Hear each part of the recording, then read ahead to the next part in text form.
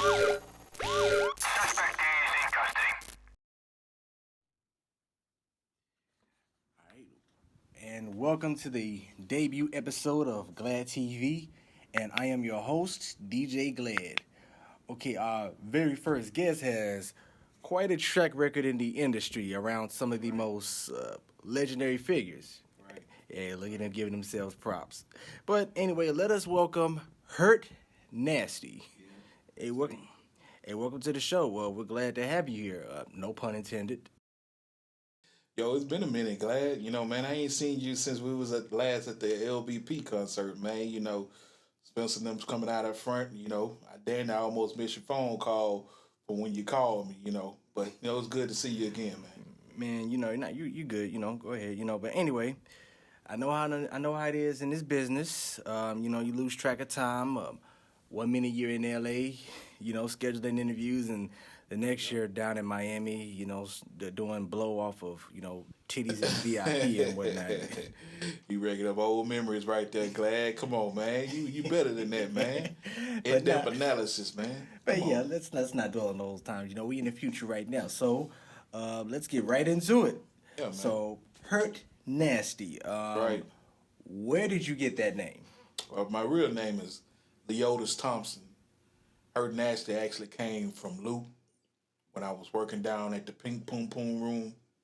I was started off as a dishwasher as part of that little skits, So the Hurt Nasty came really with Luke, mixed in with a little bit of Jodeci and all that, Wait, Luke. There's all types of Luke. You need to specify that. Luke Skywalker or Come on, Glad. Come on, man. There's only one Uncle Luke, baby. Oh. From Two Live Crew? Yes, donkey butt and big old legs. We ain't too hard to big.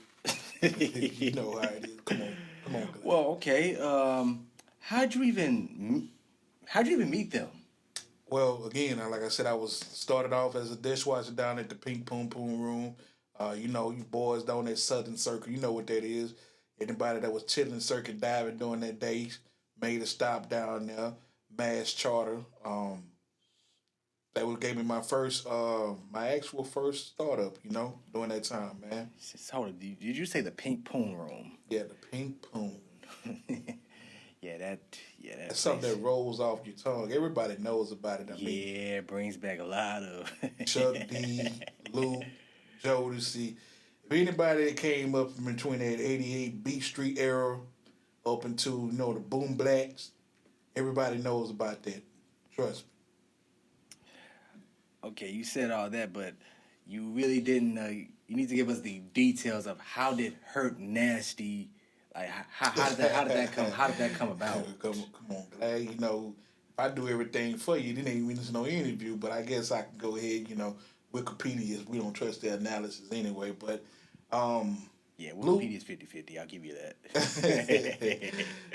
Luke, used to always make fun of my lunch, man. I was part of what they call a briquette muffin packing type. You grab what you can go, pickle pig feet, chitlins, and when you warm that up, man, it made a foul odor to being on one of those tour buses we was on, man. And you crack that open, you hear Luke all the way at the front of the bus to the back of the bus. Who didn't open up that nasty? And everybody looking at me, so it was just like, yo, big nasty, you know what I'm saying? What are you doing with this? So, man, that was just some fun names, but I got to give it out to my brother KC, man. He actually made it a little better for me because he jazzed it up. And, he gave me Hurt Nasty because of my size. So, got a little swag to it, man. A little swag. I got to ask, are you currently under the influence right now? The influence of being on life. I'm like Spencer. High on life. Spencer, who's Spencer? Oh man, Spencer, man, that guy's a character, man. He's part of the LBP, man. We was at the concert where we met at, Yeah, that's why I'm asking, because back then you gave a different story.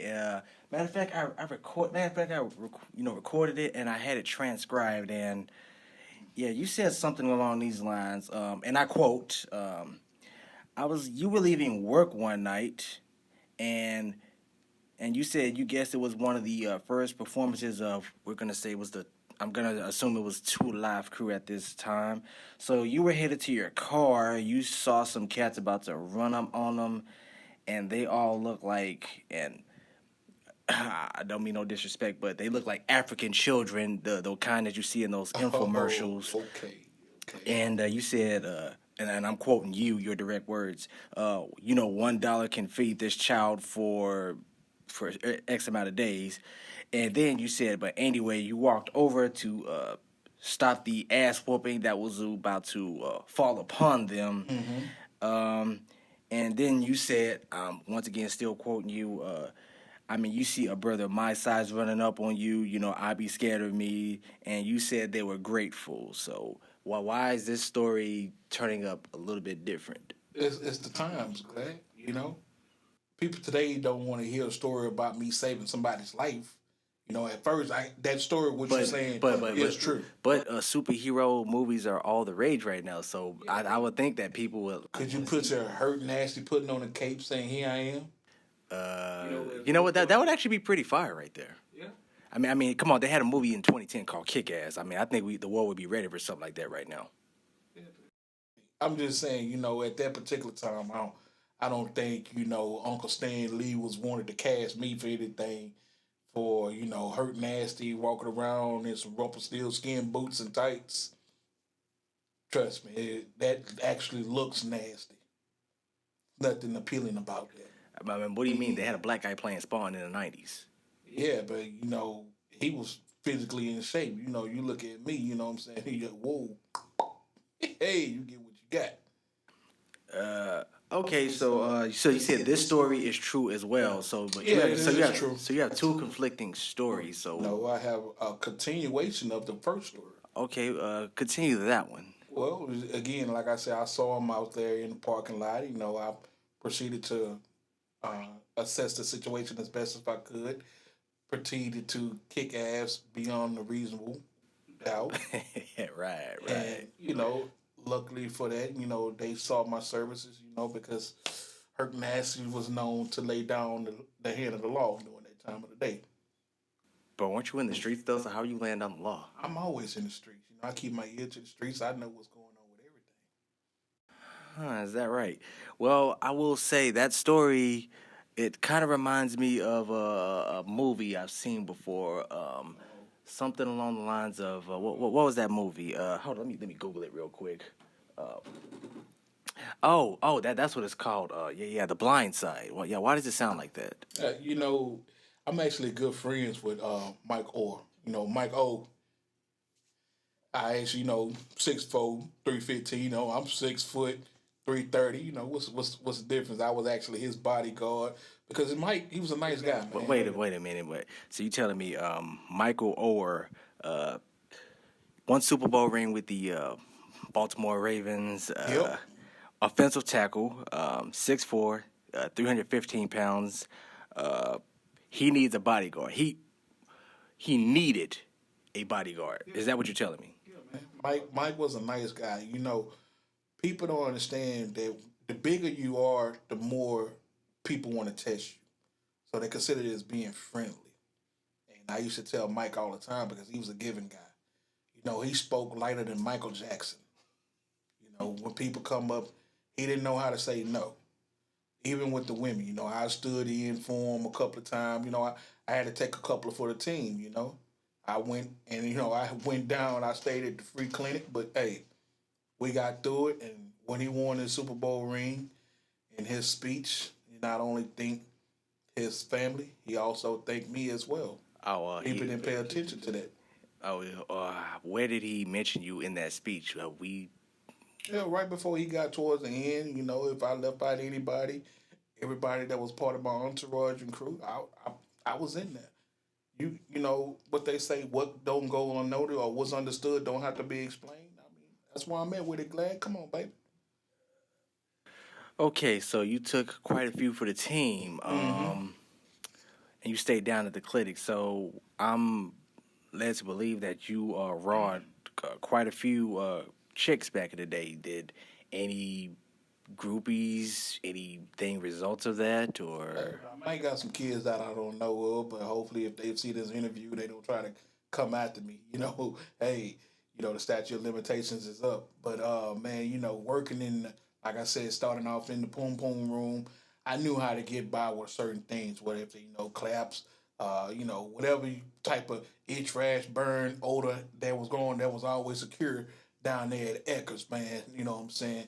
Your local drugstore and Eckers. This is before your CVS started popping. It was Eckers.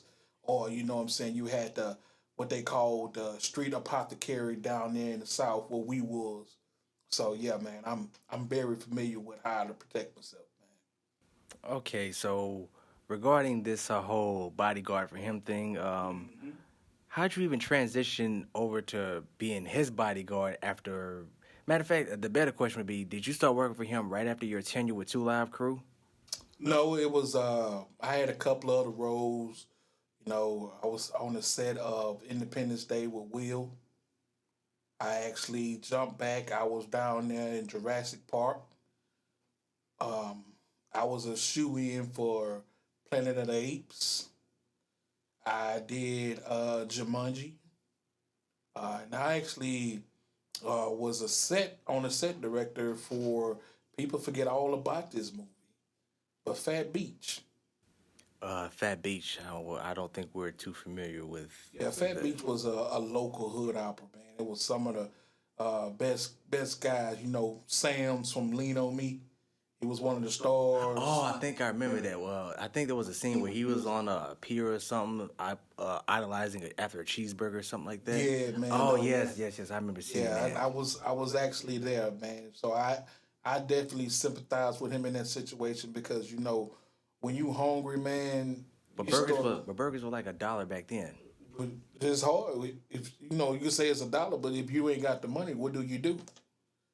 Things that was taboo to us, like Taco Bell, Landry's, Ryan's Steakhouse, which was hot commodities. When's the last time you seen the Landry's? That's what I'm saying. See, you got right there. So you got to go back a little bit, Glad. You got to think about what it is you portraying to the new audience. I'm talking now where you can go get you a meal for $5 and be satisfied. We had that back then too. Okay, that's very interesting. So, you did work for Will Smith. Oh, okay. Okay, that is a hell of a resume, but if you done work for people of that caliber, then pardon me for asking this, and I don't mean no disrespect, but none at all, Glad. Come on, man. Why has your clientele been drying up? Well, there's no demand for me because of the shift of the climate. You know what I'm saying? It's like the paradigm shift. What paradigm shift are you referring to? Okay, I'll give you a prime example. Glad. Do you still go to a drive-in movie with you and your girl and watch a movie? Or you got a Fire Stick and you get all the latest bootlegs, right? No comment. Okay, so that's what it was. There was no demand for my services, and it kind of hurted me financially because I'm around here trying to use what 401k that I had. I'm still going now. Trying to do parodies. Guys don't return your call. Chuck D, what's up, man? I thought we was better than that. He got game, I got game. PMD. I mean, it was a lot of stuff when you going through it. You need a towel, brother? You good? Just some people don't appreciate certain services, man.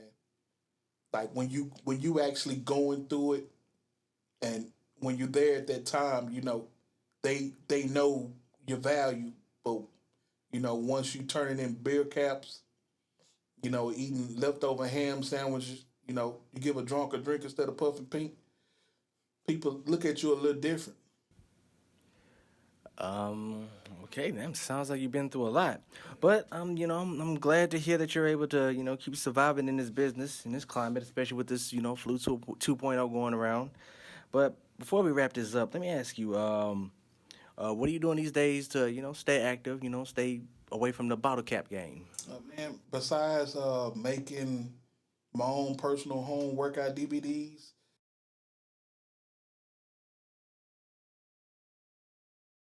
You know, I want to give a shout out to these guys right here.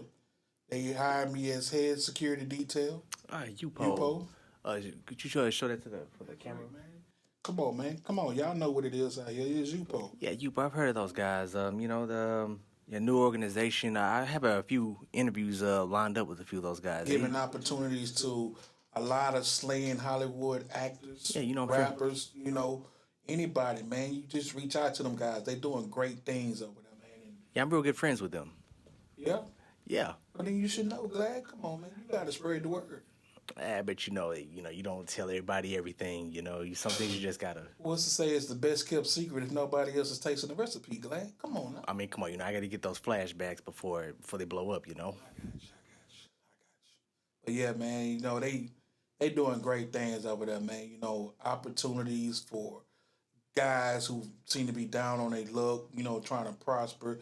If you in the acting, rapping, or any type of talent you got, you know, you reach out to them guys, man. I guarantee you, you're not going to talk to no gatekeeper, man. You're going to talk to them directly.